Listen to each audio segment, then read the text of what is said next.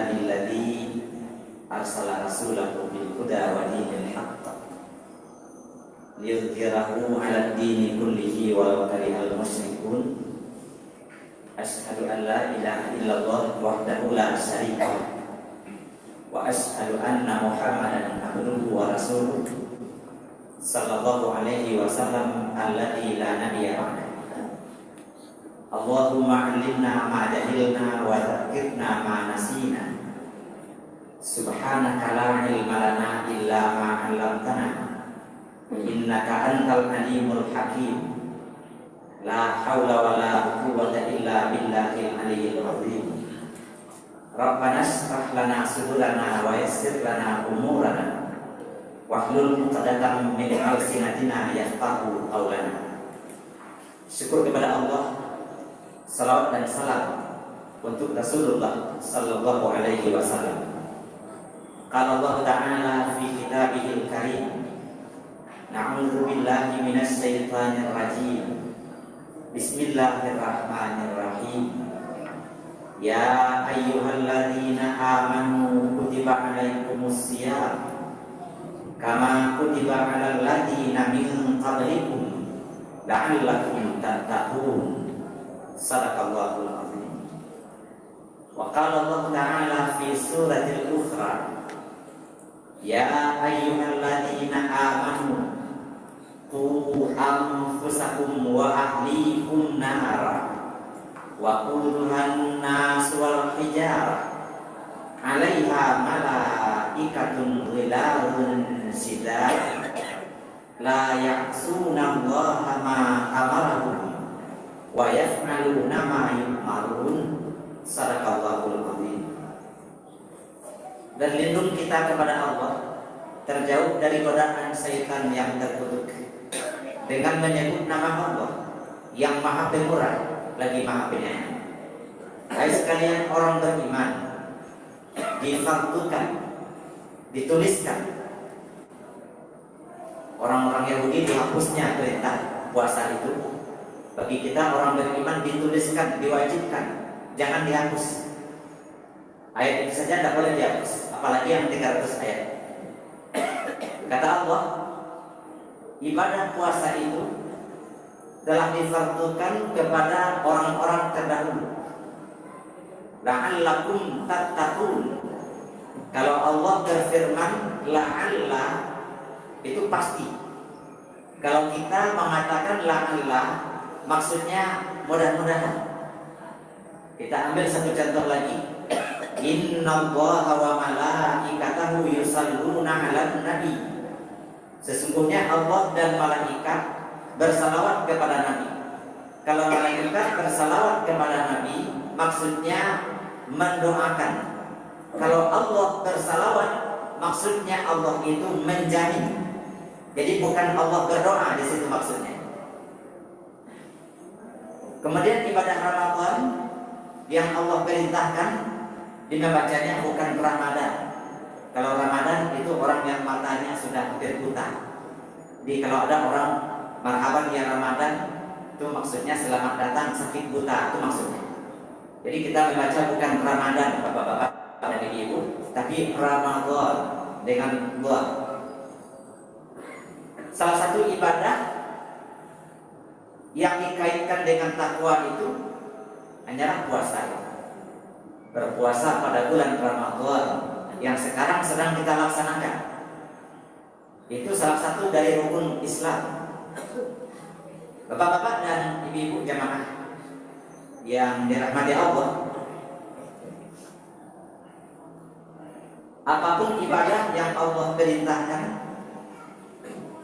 salah satu yang diperintahkan juga dalam ibadah itu fakta biru, ambil i'tibar atau pelajaran-pelajaran penting dari ibadah itu. Secara syariat, ibadah itu kita laksanakan sesuai yang dicontohkan Allah oleh Rasulullah Sallallahu Alaihi Wasallam dan para sahabat. Secara syariat. Tapi ada pelajaran-pelajaran penting dari ibadah itu. Setiap khatib menyampaikan fakta biru, ambil i'tibar. Pada kesempatan yang berbahagia ini, kita akan mengambil iktibar dari ibadah Ramadan. Apa iktibar atau pelajaran yang pertama? Di dalam diri kita ini ada 4 yang berbeda. Pertama, hawa, yaitu perasaan.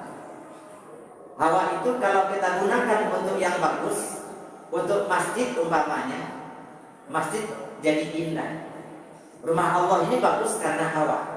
Tapi ini namanya penyaluran dalam bentuk yang positif. Kalau tidak ada hawa, ya tidak baguslah rumah Allah. Jadi hawa itu kita kendalikan. Perasaan, merasa kurang.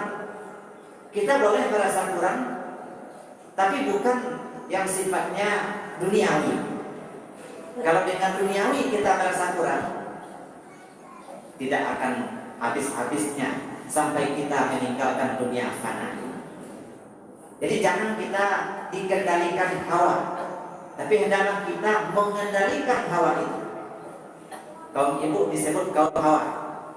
Rumah tangga kalau dikendalikan oleh kaum hawa, maka rumah tangga itu akan hancur. Tapi kita yang mengendalikan kaum hawa itu. Kepala keluarga itu adalah ayah. Kedua yang menggoda kita nafsu. Nafsu itu ada 3 tingkat. Tingkat yang paling rendah disebut nafsu amarah. Nafsu amarah ini innan nafsala ammaratun bisu. Keinginannya kepada yang buruk-buruk, yang jelek-jelek, itu nafsu amarah namanya. Tidak mau patuh, ada saja alasan dalam dirinya. Bahkan orang yang dikendalikan nafsu amarah benci kepada orang-orang saleh, kepada ulama-ulama, orang-orang taat, selalu mau bergeruk suasana. Ini namanya orang yang dikendalikan nafsu amarah. Kita di akhir zaman ini menyaksikan sendiri. Terbelah umat ini secara garis besar menjadi 2. Pertama, orang-orang beriman, kelihatan sekali taatnya kepada Allah. Kedua, orang-orang kafir dan munafik. Kita gabung saja. Tapi yang paling parah itu sebenarnya orang munafik. Innal munafiqina fi darkil asfali minan nar. Sesungguhnya orang-orang munafik itu di neraka yang paling bawah tempatnya. Kenapa? Karena orang-orang munafik itu menyatu dengan kaum muslimin, pakaiannya, gerak-geriknya, tutur katanya. Hanya Allah yang bisa membedakan siapa orang beriman dan siapa orang-orang munafik.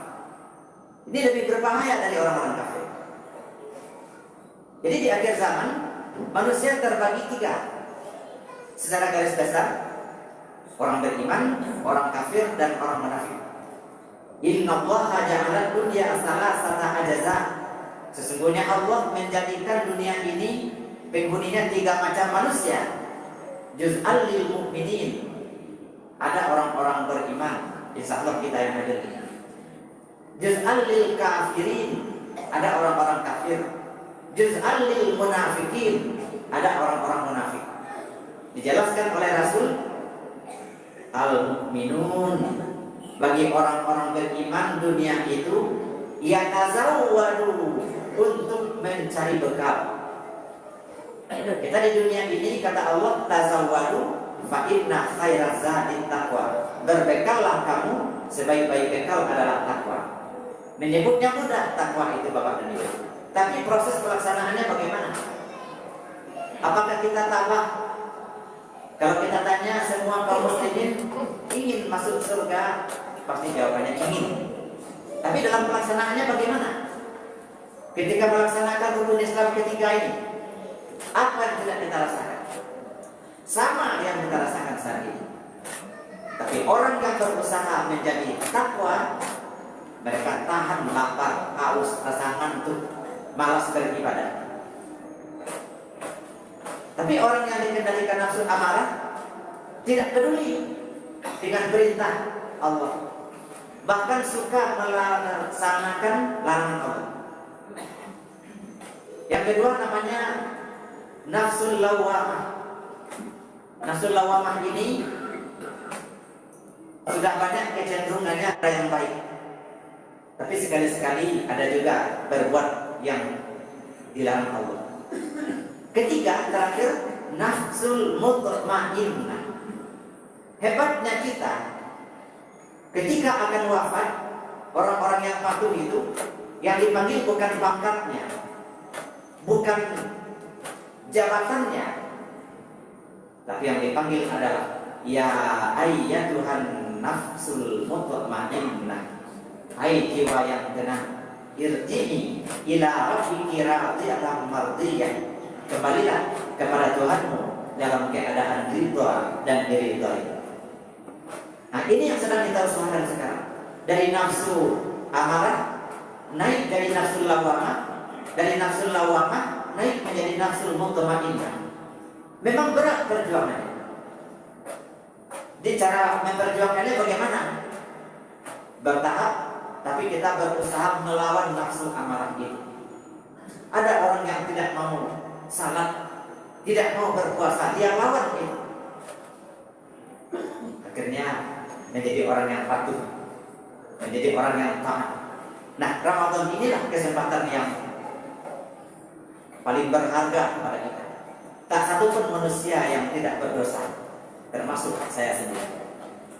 Maka bulan Ramadan ini kalau bulan ampunan, untuk mendapatkan ampunan Allah, marilah kita setiap hari berusaha menjaga ibadah kita, meningkatkan mutu ibadah kita, banyak-banyak mendengarkan nasihat ulama, dan kita periksa ibadah kita itu bagaimana.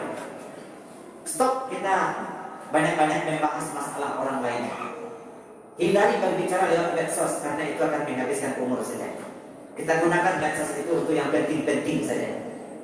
Kalau ada kesempatan iktikaf, Bapak dan Ibu, pada kesempatan ini saya sampaikan, kalau yang kayak iktikaf tinggal apa itu di rumah, jadi bawa jawab kamu sedih. Beri bawa jawab kamu sedih.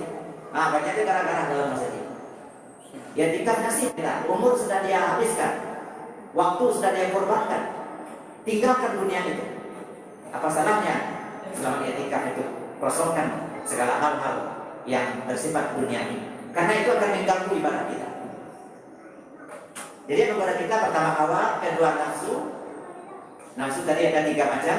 Pertama nafsu amarah, kedua nafsu lawamah, ketiga nafsu mutmainnah, ketiga yang menggoda kita dunia. Bagaimana dunia menggoda kita dengan gemerlapnya dunia ini?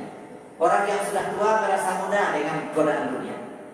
Bal tu'thirunal hayatad dunya, bahkan kamu melebih-lebihkan kehidupan dunia.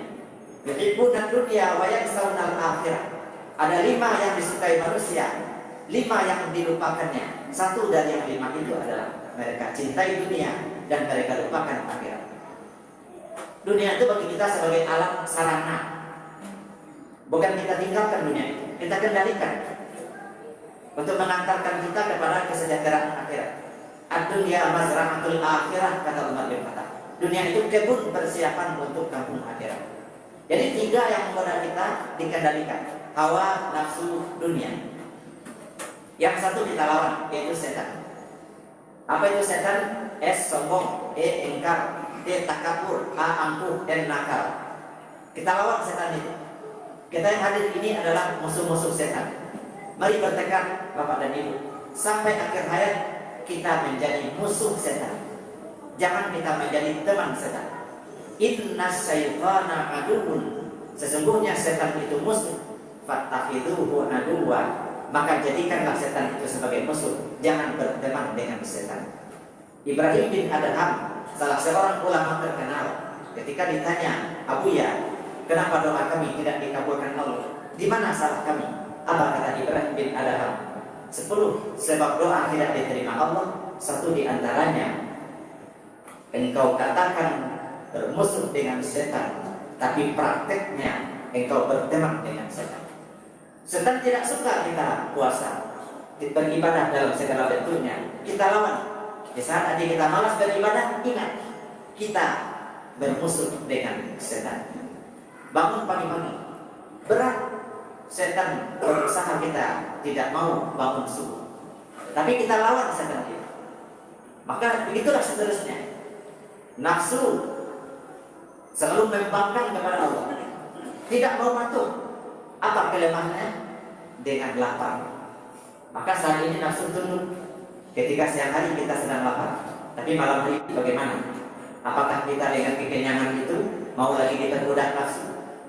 Kita qiyam Ramadan, siang Ramadan pada siang hari, qiyam pada malam hari, jangan kita sia-siakan. Masih segar di telinga kita Bapak dan Ibu, almarhum Tengku Zulkarnain, seorang ulama besar, semoga kubur beliau dan ulama lain dilapangkan Allah. Apa kata beliau? Kalau dunia tidak kiamat, tahun depan Ramadan itu pasti akan datang lagi. Masalahnya apakah tahun depan kita masih hidup atau tidak? Ini berlaku untuk kita yang saat ini bisa berkumpul, tapi tidak tahu kita sebentar lagi. Wa mata dari nafsu, mata taksi badan. Tak tahu seseorang apa yang akan dia perbuat besok. Jangankan besok, sebentar lagi apakah kita masih hidup atau tidak. Oleh karenanya Bapak dan Ibu rahimakumullah, kita bersyukur tahun ini bisa beribadah kembali seperti semula. Kemudian dengan beribadah, kalau kita malam hari ada kegiatan qiyam Ramadan, ada nasihat-nasihat ulama, ibadah-ibadah wajib yang kita laksanakan, pahalanya dilipat gandakan Allah berpuluh kali lipat sampai 80 kali lipat. Ibadah sunat kita laksanakan, pahalanya sama dengan melaksanakan ibadah-ibadah wajib. Semoga apa yang saya sampaikan ini bermanfaat bagi kita semua. Ini adalah kunci-kunci pemahaman dari ceramah-ceramah yang kita dengar. Kalau pendalaman materi ceramah itu kita dengarkan nanti dari ulama-ulama kita yang didatangkan ke masjid ini. Kita dengar ceramah ulama-ulama kita di sini, ada LC, MA, macam-macam. Itu luar biasa ilmu mereka. Diberikan Allah ilmu kepada ulama itu, kita dengarkan ulama itu ceramahnya, dan kunci dari penyampaian ulama itu adalah yang kita sampaikan pada hari ini. Semoga ini semakin mendorong hati kita untuk taat beribadah kepada Allah. Ibadah apapun tidak ada gunanya bagi Allah. Untuk apa bagi Allah ibadah kita? Ibadah itu semuanya untuk kita. Kita akhiri dengan surat An-Najm ayat yang ke-30. Bismillahirrahmanirrahim. Wa allaisa lil insani illa ma sa'a. Tidak ada yang diperoleh manusia kecuali apa yang telah diusahakannya. Ahlan wa sahlan wa marhaban ya Ramadan. Ini Ramadan yang sedang kita laksanakan. Ada yang melaksanakan ini Ramadan pertama, ada Ramadan pada hari kedua. Dasarnya ada satu hisab, yang kedua ru'yah. Ini batas toleransi kita dalam Islam. Semoga ibadah Ramadan pada tahun ini yang kita laksanakan mengantarkan kita menjadi manusia yang la'allakum tattaqun. Banyak maaf. Walhamdulillahirabbil alamin. Fastabiqul khairat. Assalamualaikum warahmatullahi wabarakatuh.